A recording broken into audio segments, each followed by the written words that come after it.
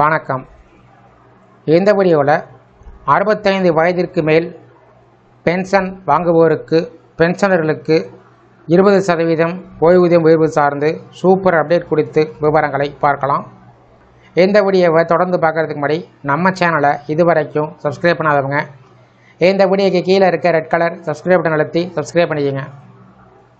அரசு ஓய்வூதியர்களுக்கு 80 வயதிற்கு பின்பு கிடைக்கக்கூடிய அதிகரித்த ஓய்வூதியத்தினுடைய பலன்கள் 65 வயதிலிருந்தே கிடைக்க வேண்டும் என்று நாடாளுமன்ற குழு மீண்டும் பரிந்துரைத்துள்ளது.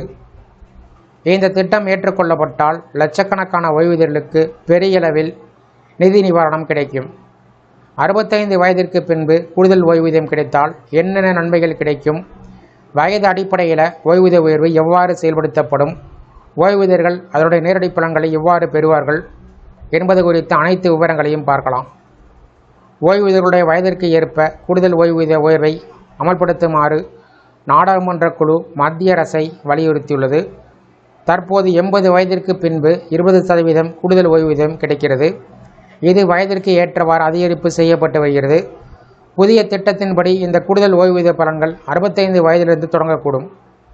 65 வயதிற்கு பின்பு கூடுதல் ஓய்வூதியத்தை வழங்க தொடங்க வேண்டும் என்று நாடாளுமன்ற குழு பரிந்துரை ஏற்றுக்கொள்ளப்பட்டால் ஓய்வூதிய உயர்வு பின்வருமாறு இருக்கும். 65 வயதில் 5% கூடுதல் ஓய்வூதியம், 70 வயதில் 10% கூடுதல் ஓய்வூதியம், 75 வயதில் 15% கூடுதல் ஓய்வூதியம், 80 வயதில் 20% கூடுதல் ஓய்வூதியம். இது ஏற்கனவே அமலில் உள்ளது குறிப்பிடத்தக்கது. கடந்த பல ஆண்டாக அரசு இத்திட்டத்தை கிடப்பில் போட்டு வருவதாக நாடாளுமன்ற குழு கண்டறிந்தது. இது போன்ற பரிந்துரைகள் இதற்கு முன்பும் செய்யப்பட்டன. ஆனால் அரசு இதில் எந்த உறுதியான நடவடிக்கையும் எடுக்கவில்லை.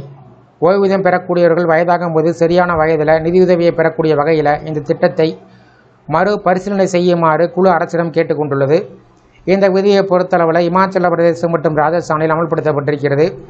ஆனால் மத்திய அரசு ஓய்வூதியர்கள் இன்னும் இந்த விதிக்காக காத்திருக்கிறார்கள். சில மாநில அரசுகள் ஏற்கனவே இந்த விதியை அமல்படுத்தியிருப்பதால் மத்திய அரசு மீது இதை அமல்படுத்துவதற்கான அழுத்தம் அதிகரித்திருக்கிறது. மூத்த குடிமக்கள் வயதாகும் போது மருத்துவம் மற்றும் பிற செலவுகளுக்கு அதிக பணம் தேவைப்படுகிறது. முதியோருடைய நிதி பாதுகாப்பை உறுதி செய்யக்கூடிய வகையில் அரசு இதனை பரிசீலிக்கும் என்று நம்பப்படுகிறது. இந்த வீடியோ குறித்த உங்களுடைய கருத்துக்களை கமெண்ட் செக்ஷனில் கமெண்ட் பண்ணுங்கள். இந்த வீடியோ பிடிச்சிருந்தா வீடியோக்கு ஒரு லைக் பண்ணுங்கள்.